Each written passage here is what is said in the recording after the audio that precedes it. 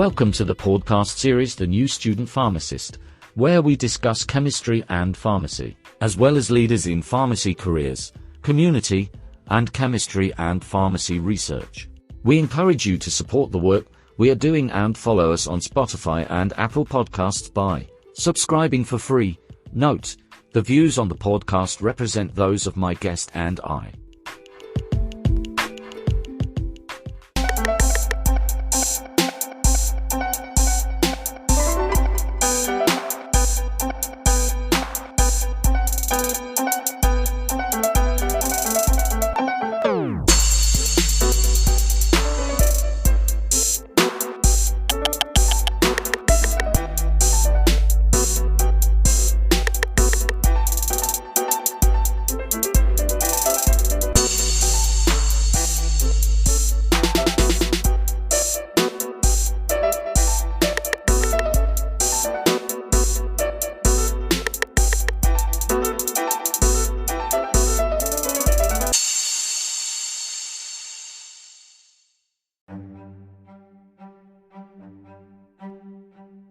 Purpose of these episodes not at all for advice or medical suggestions. These are aimed to provide support to peer pharmacists in training in educational and intellectually stimulating ways. Again, these are not at all for medical advice or medical suggestions. Please see your local board and state-certified health professional. The views of this podcast represent those of my guests and I.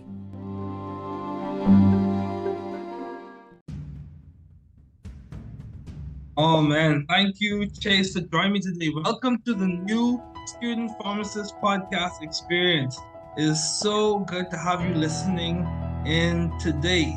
On this podcast, we discuss chemistry, pharmacy, as well as leaders in pharmacy.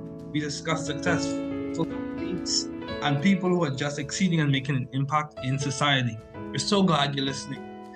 Feel free to download this podcast on wherever you listen, Pandora, Spotify, Google Podcasts, and the like. We are so glad to have you here. My guest today is Chase Griffin. This is amazing. So I'll just read his bio and then we'll get started. Chase Griffin, the quarterback at UCLA, is a nationally recognized leader in the college name, image, likeness, athlete empowerment movement. He is a two-time winner of the National NIL Athlete and of the Year award, up by Bloomberg as the undisputed king of college endorsement deals. The Los Angeles Times as UCLA's magnetic marketer and name, image, likeness superstar by ESPN. Chase is a brand ambassador for JP Morgan Chase, American Eagle Outfitters, Degree, Unilever, Postmates, Uber, Shell, LegalZoom, Foot Locker champs, and the list continues. In addition to being 1-0 as a star in the iconic Rose Bowl Stadium, he is inspired by the rich tradition and legacy of the pioneering UCLA athletes who have come before him and is using his NIL for good. Professionally, Chase is the athlete creator in residence at Range Sports, Range Media Partners. He has his own newsletter, The Athletes Bureau. He's a student executive in residence at UWG, and he's a Togo Foundation Fellow. Chase is a prolific content creator, including branded entertainment, music production, and social content. In terms of his academic accomplishments, he's earned a BA in Public Affairs, a Master's in Education and Transformative Coaching and Leadership, and will soon complete a Master's in Legal Studies at UCLA Law. He's definitely doing a lot. He's a recipient of the National Arthur Ashe Jr. Football Scholar of the Year Award. He has won numerous awards, very accomplished, very articulated. He's doing well. It's so glad to have him on the podcast today. So, Chase, let's get started. I have a question to you before I even get into all my questions. How do you manage all of this? How are you? What drives you? That's the first thing I want to know. What is driving you? So I could get a little piece of that and see apply it to my own career. What's driving you? Well, first off, David, thank you for that amazing introduction, and thank you for having me on your show. It's a pleasure to be here today, speaking to whoever's tuning in, whether they be in the medical field or not. As far as how I'm able to stay focused and how I'm able to stay engaged while doing the various activities that I focus on. It comes down to habits. And I grew up in a household where I've always loved sports. I've always loved music, but school was always first. And so by having habits of doing homework immediately when I got home from school, practicing violin, and then going to training, these are all things that I've been doing since I was 4 and 5 years old. And when you get to college, it's really less about being able to continue to do those. It's about not letting your newfound freedoms or not letting distractions take you off path. And so for me, I think I've done a pretty good job of keeping away from distractions. And very good. I've done a good job of finding the joy in everything. That way, even when I'm tired, even in times where I may have a lapse in focus, I'm able to lock back in and treat everything I'm doing, whether it be on the field, off the field, in the classroom, as the best thing that I'm doing that day. And I try to have fun with it and count it all joy. Oh yeah, that's good. Yeah, count it all joy. Yeah, like the book of James. That's very good. Yeah, so what have been your long-standing interests in the fields of athletics and academics? So I see your career, but I want to hear what's your interest? What keeps you interested in this academic work?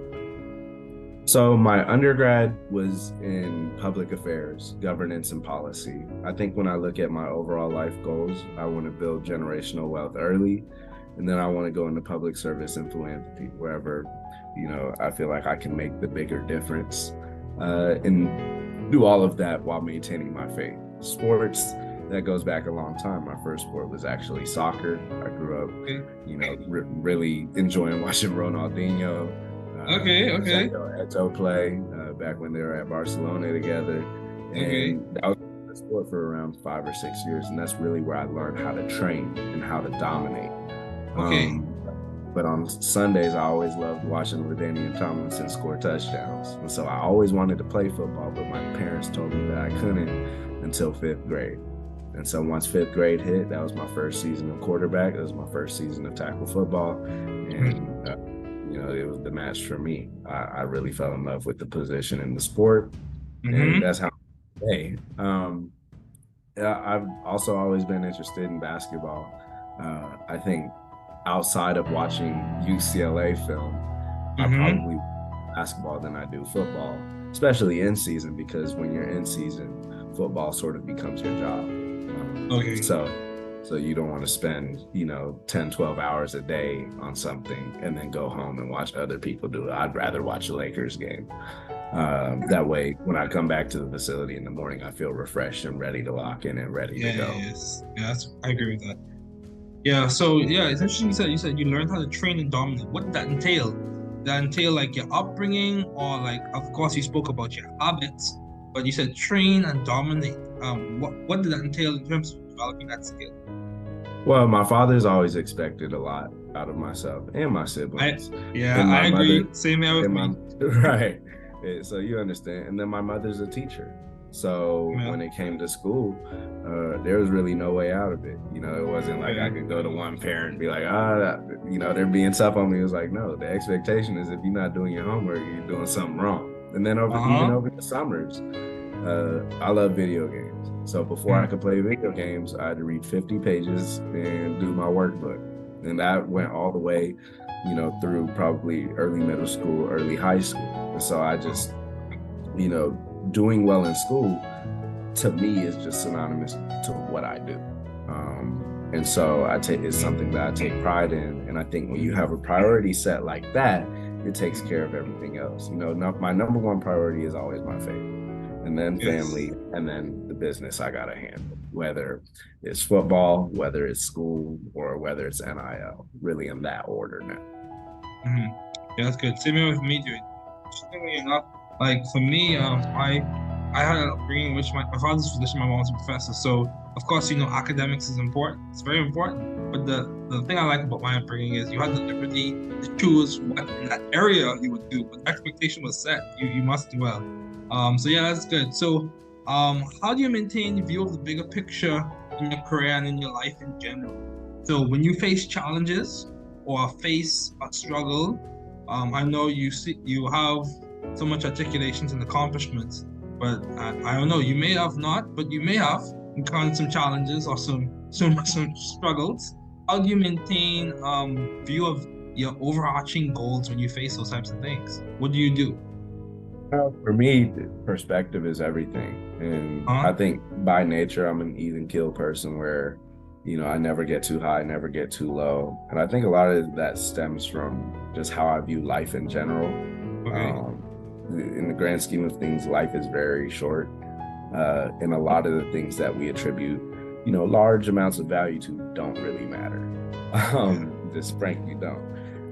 And a lot of the accomplishments we have are by the grace of God. So I never feel like me accomplishing something or me being good at something is something I'm doing alone, let alone doing by myself at all.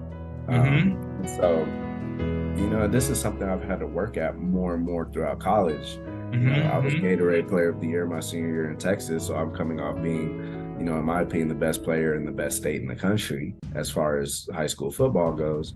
And then I'm not playing that year. I'm redshirting, and so that's a big shock to any 18-year-old who feels like they just made their best choice to get to the NFL.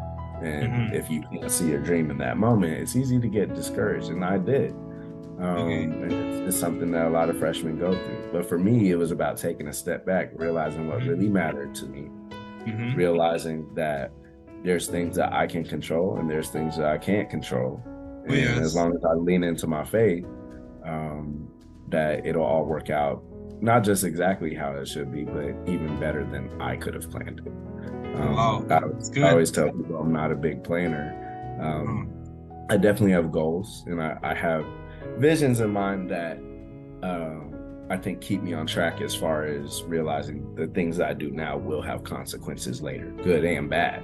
But at the same time, I could never tell someone what I'll be doing in 10 years because I think that's hubris to think, a man can have plans, but the Lord actually guides the steps. So as long as I remain trusting in that, I know that I'll have peace however it ends up, and I'll continue giving myself the best shot to reach my goals. Yeah, I completely agree with you. And even for me, articulations, pedigree, accomplishments, they all, like you said, they're by God's grace. And like the end game, the target, like if your life was like a dart, like the bullseye is to make sure that you give God glory, or you live a life that reflects Him, that you honor the people that you encounter. All of that plays out in your vacation, your personal life, or whatever the case may be. So how have you been adaptive and creative in the field of public service? What do you do? Like I even saw, like I did a little bit of Google searching, you basically fill up Google. I typed in your name. Yeah, you're doing so well. So I even saw you had like cards and stuff like that. Like what do you do that's adaptive and creative in the field of public service? So I grew up serving at the Round Rock Serving Center, which is probably around 15, 20 minutes away from the house I grew up in. And then when I got to college, I wanted to find a way to continue doing that, especially with NIL, with my newfound platform, and just frankly, by earning money, I had an actual opportunity to give. And that's very important. I'm a Christian and I believe in tithing, so I've given a portion of all of my proceeds, and now I've personally donated over $40,000 to the LA Regional Food Bank. And through my platform, I'm honestly proud of the work that we've done to help others and bring more eyeballs to the program. And there's been folks from the brewing community, there's been folks from my community back home in Texas, there's been family members who have joined along with me to donate to a cause that I truly believe in. Oh, this is good, man. I think I need to come to California. I know so many people there. I think I need to come and take a visit. So how have you sort of found the right environment for you to thrive athletically and intellectually? What do you do when you're determining which environment you can go to? How do you sieve through or sort through? Because I know for people like yourself, whom I can see, and I can speak from my own personal experiences, sometimes it's not a matter of having opportunities, it's not an issue of having an opportunities, but choosing the one that's the best fit for you. So what does that process look like for you, Chase? I mean, It depends on the situation. So when it comes to NIL, I choose my opportunities based off a value system. I try to work with brands that align with me personally, and where the brand deal that they're offering me is economically correct and according to my market price, and something that I build community value and empower others with. When it comes to choosing UCLA, it came down to really two main things: great school with amazing history, and particularly amongst the Black athletes who have come here and changed the world from this campus. And then, I believe that it gives me the opportunity to play big time enough football to go to the NFL. And I still have one more year of eligibility, and until that dream is gone, I'm going to continue working like that's the goal. Okay, well, I wish you all the best in that. So Thank you. Yeah, by God's grace. So, how do you maintain balance or good integration with all your responsibilities and accomplishments? What story or person has impacted you so that you can maintain these things? What story can you share that really speaks to you having a good integration of balance in your work life, in your fun life? I don't know how that looks like for you. Maybe more football, I don't know, or your accomplishments. What story can you share to tell the audience that really speaks to you have in that area? Progressed in that area. I mean, I've had a number of amazing mentors that I'll continue to foster relationships with, but honestly, as far as folks that I really revere in that way, or idolize, maybe that's too strong a word, it really just comes down to my parents. Just how committed they are to me, how committed they are to my sister and my little brother. I think this showcases, one day I want to be a parent. And same here. Not anytime soon. Yeah, me too. Same lovely. I think I'm moving slow on that one. Yeah, exactly. But at the same time, I know that all of this will be for something better than what I want. I feel like it wouldn't just be worth it if I was doing it all for me. So by having that in the back of my mind at all times, I know that the decisions I'm making are going to have consequences in my life, and all I can do is continue to control what I can control to put myself in the best situation. And I really have always revered my parents. There's never really been a day, like, everyone makes mistakes, but there's never been a day where I felt like, dang, like daddy or mama they don't care about me, or they're not committed to my upbringing or my success. And I think in that same way, when you're raised by people who believe in you that way, then you end up believing in yourself that way and making that commitment to yourself. Yeah, I agree with that. I agree with you completely. To have people who will support you and go with you to the nth degree, academic pursuits and your personal pursuits. Yeah, that's good. So,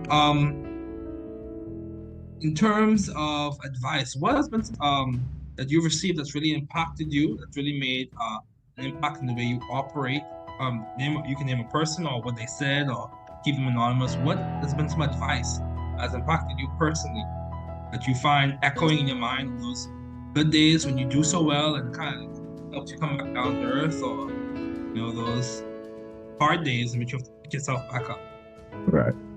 For me, it's really been doing at least a verse a day every single morning. So a Bible verse. And so I wake up every single day, say my prayer, get to the facility, and then review the Bible verse every day. And what that does is it puts me in the right frame of mind and helps remind me what really matters. Like, when I have meetings and I have football and I have an event to go to or an event to speak at, those are all amazing, but sometimes it's hard to find the red thread in all of it. And you said it best earlier, like sometimes, at all times, it's really just about glorifying God and spreading love to others.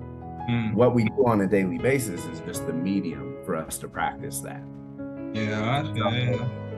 And you said that earlier, and I really resonated with that. I think by reviewing a verse every single morning puts me in the right wavelength And it helps remind me that, yeah, every single thing I'm doing today is worth it if I'm practicing this advice right here. Yeah, I agree with you. And one of the things that comes from my faith perspective is that if you believe that God is leading you, you're being led in triumph. No matter how it looks in the moment, the end result is going to be victory, progress. What's been some of the most what advice would you give to those listening? So like, say if someone sees you and they see all of the things you've done, all the things that you are doing, what advice would you give to someone who either wants to play football in college, pursue an academic career? I know I admire student athletes highly because, to be honest with you, it seems like y'all do a lot in terms of managing school well and also managing athletics well. Because even me, I've not really served as a student athlete in college, but you exercise. And after you finish exercising, you're tired and fatigued, so you normally put that at the end of your day. So what advice would you give to someone who wants to follow in your footsteps or follow in a like manner? What advice would you give them? Well, I'd say look at the things that you really want to do and be the best in the world at them. Okay. And if it's something that you really want to do, you'll be naturally inclined to want to compete and want to do well in that. And then treat every single event like it's the Super Bowl. If it's a conversation with somebody, that's the most important conversation you're having that day.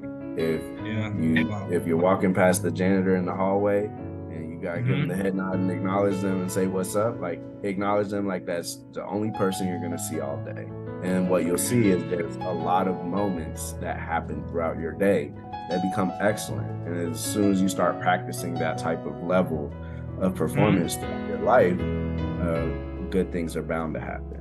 I think, I can't plan how my future is going to go, but I think the Lord does give us the opportunity to have some agency as far as putting ourselves in the best position to receive those blessings. Yeah, I agree. Yeah, that's good. That's very good, Chase. I'm so grateful I got the opportunity to chat with you today.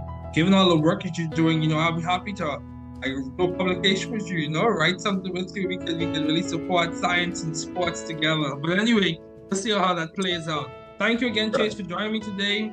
Once again, this is New Student Pharmacist Podcast Experience. It is so good to have you listening today. Take care and all the best.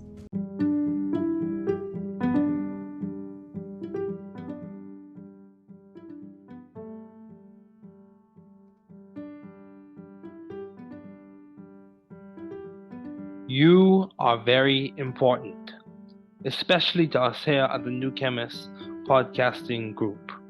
You listening in is significant.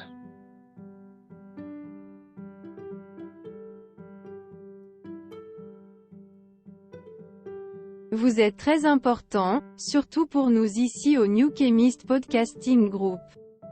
Votre écoute est significative.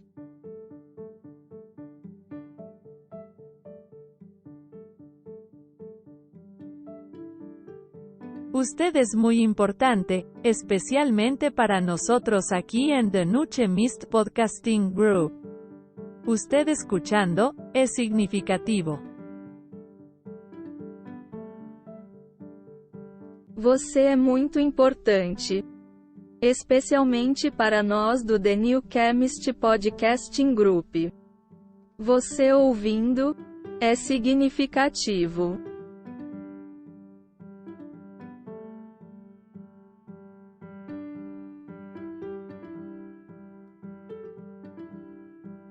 Είστε πολύ σημαντικοί, ειδικά για εμάς εδώ στο The New Chemist Podcasting Group.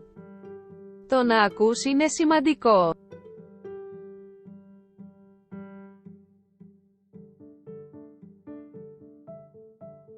Sie sind sehr wichtig, besonders für uns hier bei The New Chemist Podcasting Group. Es ist wichtig, dass du zuhörst.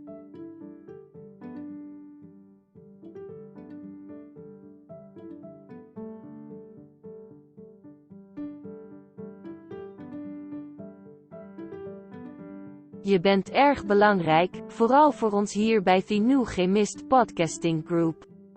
Dat je meeluistert, is veelbetekenend.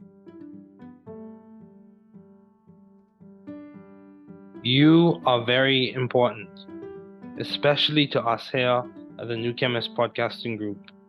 You listening in is significant.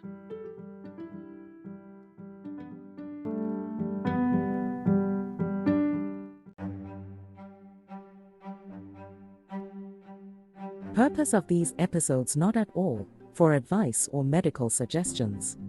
These are aimed to provide support to peer pharmacists in training in educational and intellectually stimulating ways.